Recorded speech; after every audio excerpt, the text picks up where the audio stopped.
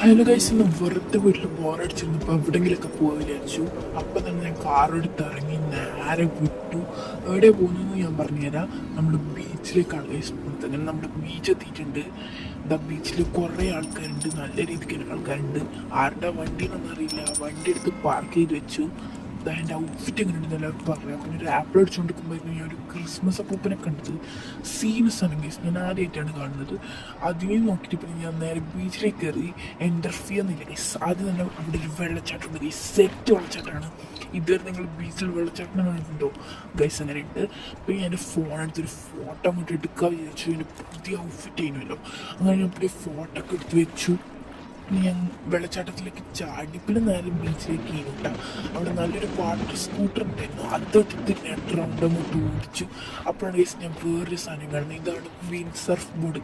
ഇതെനിക്ക് അത്ര ഇഷ്ടപ്പെട്ടില്ല, അത് ഞാൻ അങ്ങനെ തന്നെ ഇട്ടു. പിന്നെ വേറൊരു സാധനം കൂടെ കണ്ട്, യൂണിസൈക്കിൾ. ഇതും എനിക്ക് അത്ര ഇഷ്ടപ്പെട്ടില്ല. പിന്നെ ഞാൻ ഫുഡ് വാങ്ങാൻ പോയി. നല്ല മുന്തിരിയും ജ്യൂസൊക്കെ വാങ്ങി, ചിക്കനും എന്തൊക്കെയോ വാങ്ങിയിട്ട് ഇരുന്ന് തിന്നു. പിന്നെ അവിടെയുള്ള കസാരയിലും കുറച്ച് സമയം ഇരുന്നു ഇട്ടാ. എൻ്റെ ഈ ഔട്ട്ഫിറ്റ് ഞാൻ മാറ്റുന്നുണ്ട്. പിന്നെ ഇത് അടുത്ത് വേറൊരു സാധനം എടുത്തു. ഇത് അടിപൊളിയാണ്. ഇതെടുത്ത് ഞാൻ വെള്ളത്തിലേക്കാണ് വീണത്.